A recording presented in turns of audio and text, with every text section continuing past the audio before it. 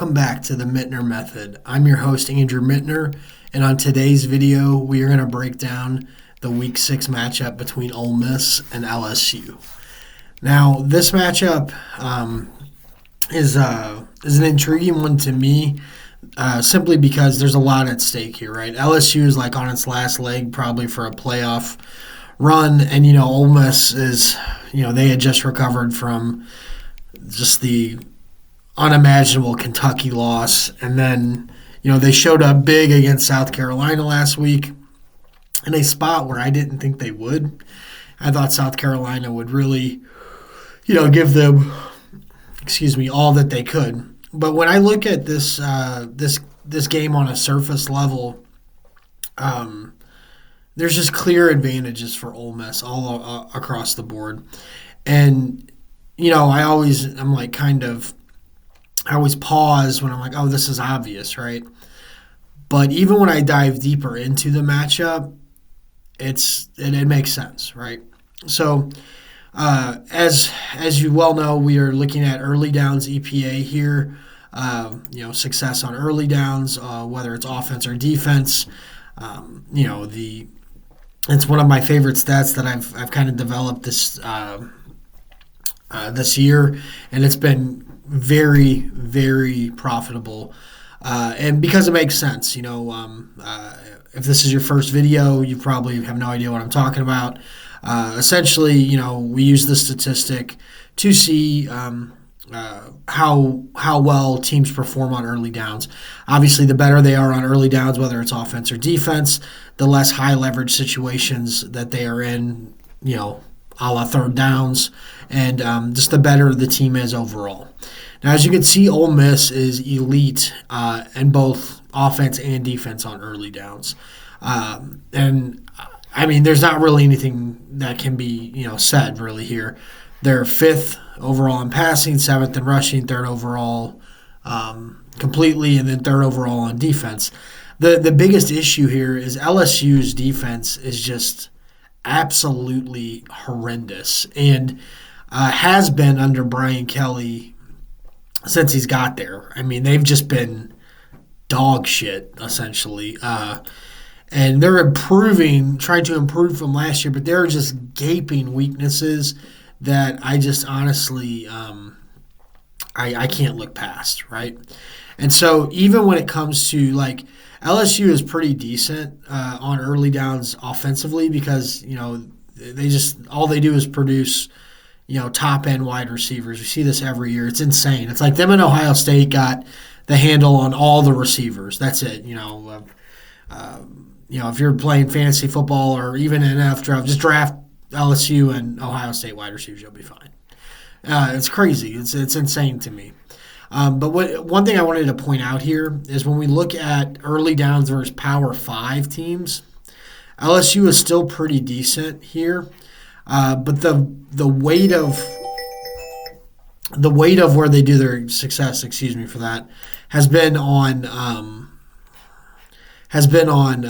group of 5 teams, and there's nothing really wrong with that. It's just you have to kind of take that into consideration as we're doing this, right? And then when we get to the advanced statistics, this is where you kind of see just an absolute wide open advantage for Ole Miss. And basically what you're looking at here is just abysmal efficiency, and they just allow explosiveness, which is not good when we're playing like an Ole Miss team. Ole Miss, they're not like hyper explosive, which you would think of, but they are good. They're not just some dink and dunk team. Let's make sure we get that straight immediately. Now, the defense, even though they seem undisciplined and they are kind of not that great in certain areas, their havoc and their defensive line is really solid. They're over 20% in overall havoc, almost 15% in front seven havoc. That's really good. That is a very, very good defense in that aspect. But there's just areas that I can't look past, right? And these two are probably the biggest things. They're 119th in rushing explosiveness allowed and 120th in passing efficiency. And so the problem here is, I mean, Ole Miss is very good in passing efficiency. Now they're not super explosive, which I don't think. I think you need to kind of take that with a grain of salt. We'll kind of show you here in a little bit why that is, and then LSU just. I just feel like they're going to be really up against it because Ole Miss, even though they're a high tempo team, they love to run the ball. That is, they're running to pass essentially, and if LSU is going to be giving up explosive runs, it's going to be a very, very long day.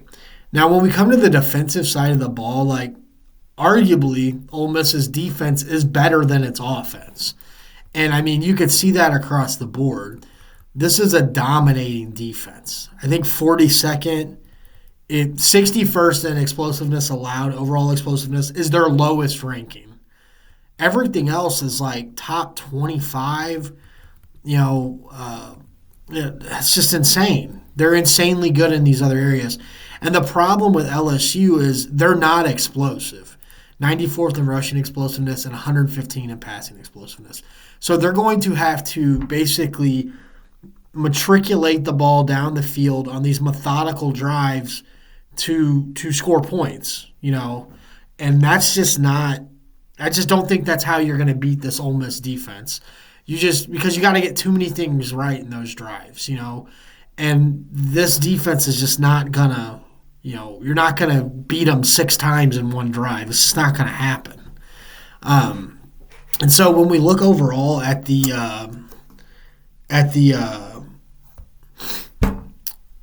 depth profiles for the passing game. So if you're unfamiliar with this, I call this Mickey Mouse versus Big Dog, and my wife is who came up with the name for the Big Dog throws, which is it's I think it's awesome and it's hilarious, but. So basically, a Mickey Mouse throw is anything 9 yards or less, and then a big dog throw would be 10 yards or more. And I break them down into behind the line of scrimmage, short, and then medium and deep. Okay, so when you're looking at LSU on offense, they have a balance. They do throw the ball short, so 1 to 9 yards in that range, a decent amount of the time, and they're good at these throws. That's what they're solid at, right?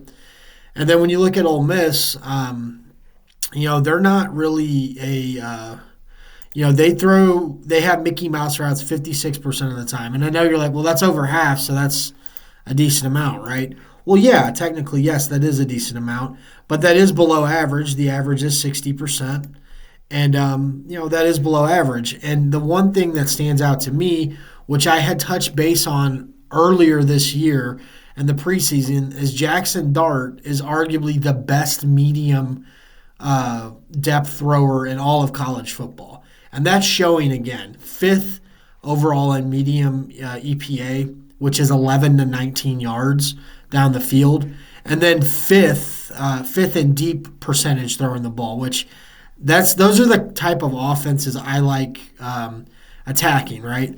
Now, when we look over here, like LSU is really good at throwing the ball deep. They're 8th overall in EPA. They just don't do it a lot, 10% of the time. They really should open that up more, but I just don't think they're going to. I just don't think that's who they are.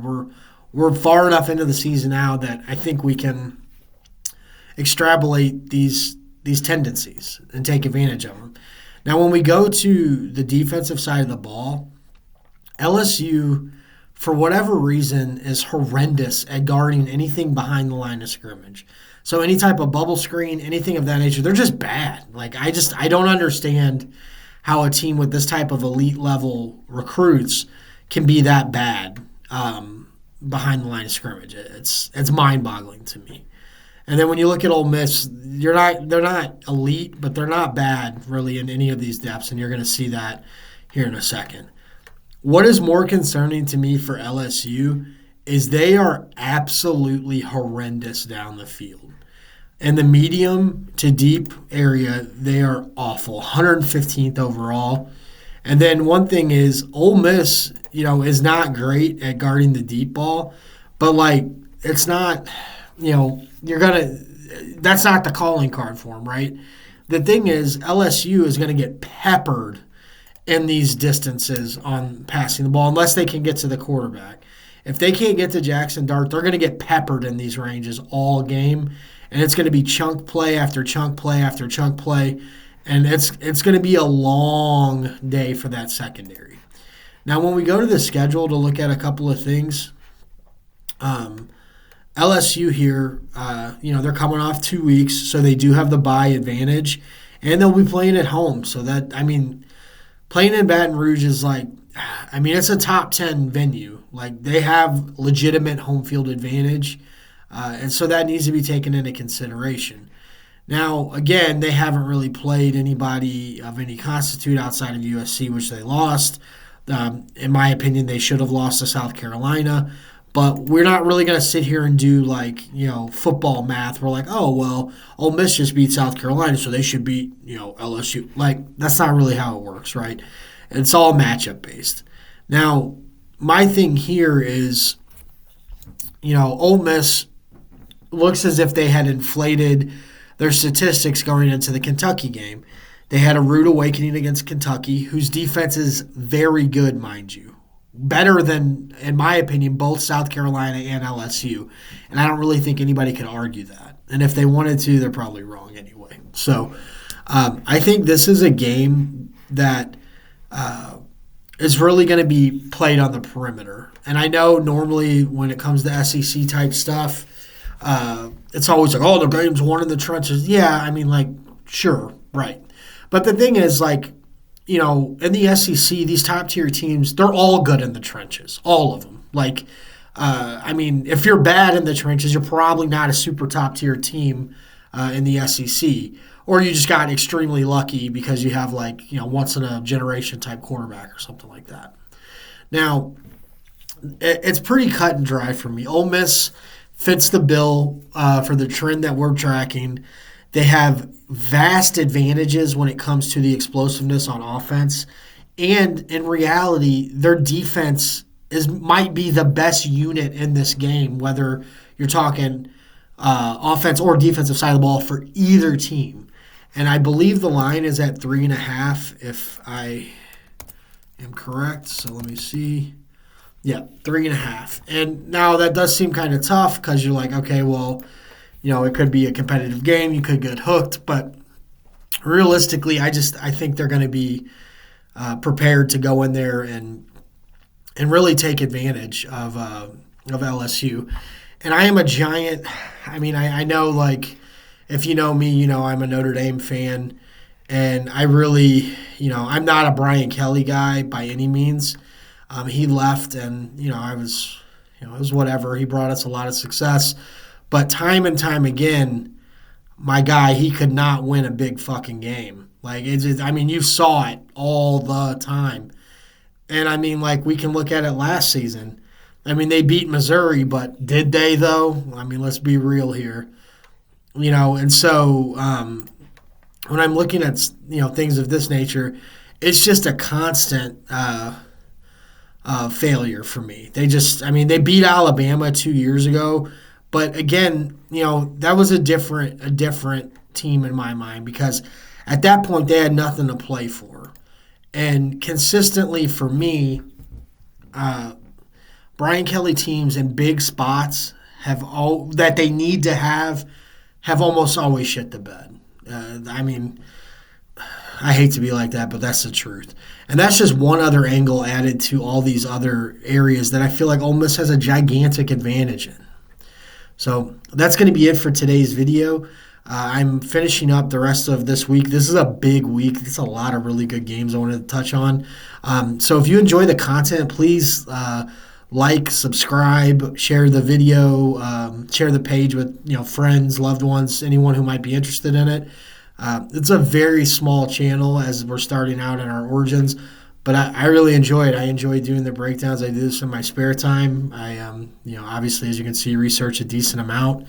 And yeah, so, but as always, thanks for watching. Thanks for listening. And I'll catch you on the next one. Take care.